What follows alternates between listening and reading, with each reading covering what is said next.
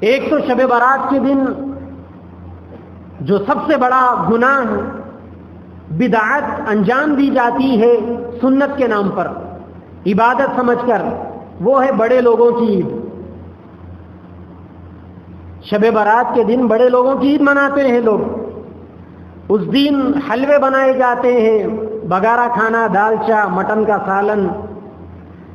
غریب سے غریب آدمی، پتہ نہیں آج لوگوں میں یہ چیز ہوتی ہوگی یا نہیں ہوتی ہوگی، لیکن میں اپنے بچپن کی بات کہہ رہا ہوں۔ میرے اپنے بچپن میں، اب کون سے بوڑھے ہو گئے ہم، بچپن کا مطلب آج سے 15-20 سال پرانے زمانے کی بات ہے۔ میں اپنے بچپن میں اپنے محلے میں ایک صاحب کو دیکھتا تھا، وہ رکشہ چلاتے تھے، سال بھر بکرے کا گوشت ان کے گھر میں بھی نہیں آتا تھا، لیکن شب برات کے دن میں نے ایک دفعہ اپنی آنکھوں سے دیکھا، کیونکہ ہم بھی لینے کے لیے گئے تھے، 10 روپے کا 100 گرام بکرے کا گوشت انہوں نے خریدا تھا۔ باضابطہ اہتمام ہوتا تھا غریبوں کے گھروں میں بھی، اب بھی ہوتا ہے جہاں جہالتیں ہیں۔ وہ بکرے کا گوشت لے کر جائیں گے، بگارا کھانا دالچے کے ساتھ سکا گوشت بنائیں گے، چونگے بنیں گے، چونگے گھوڑے۔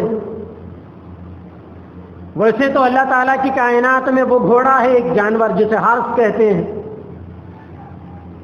لوگ آٹے کے گھوڑے بنائیں گے، کھیر بنا کر یہ گھوڑوں کو اس میں دوڑائیں گے، اور شب برات کے دن مغرب کی نماز کے بعد، بلکہ مغرب کی نماز سے بالکل تھوڑا سا پہلے وہ کھانا رکھ دیا جائے گا، اگر بتیاں یا عود جلا دیا جائے گا، اور یہ خیال کریں گے کہ مردوں، بڑے لوگوں کی عید ہے نا وہ، یعنی جو لوگ دنیا سے جا چکے وہ مردے آئیں گے، کھا کر جائیں گے، اور اتنا صفائی سے کھائیں گے کہ سارے گھر کے مردے کھا کر جانے کے باوجود ایک دانہ یا ایک بوٹی بھی کم نہیں ہوگی۔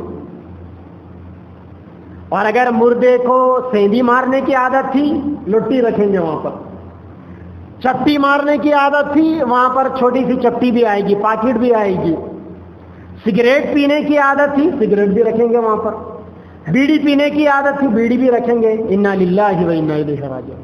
مسلمانوں کا یہ طرز عمل، شرم آنی چاہیے ایسے مسلمانوں کو۔ یہ دین ہے؟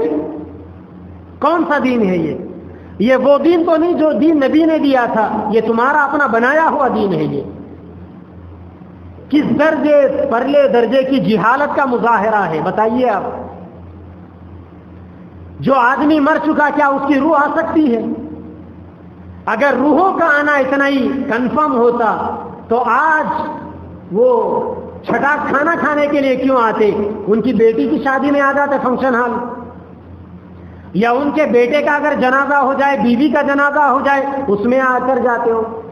مرنے والے کو اپنے کیے کے اعمال بھگتنے سے وہاں فرصت نہیں، اور یہ زندہ لوگ ان کے نام پر یہ سارے واہیات کر رہے ہیں۔ جبکہ اللہ کے نبی نے اپنی زندگی میں ایک رات آپ شب برات میں قبرستان بھی گئے تھے، فاتحہ پڑھنے کے لیے، درود پہنچانے کے لیے، ایصال ثواب کے لیے۔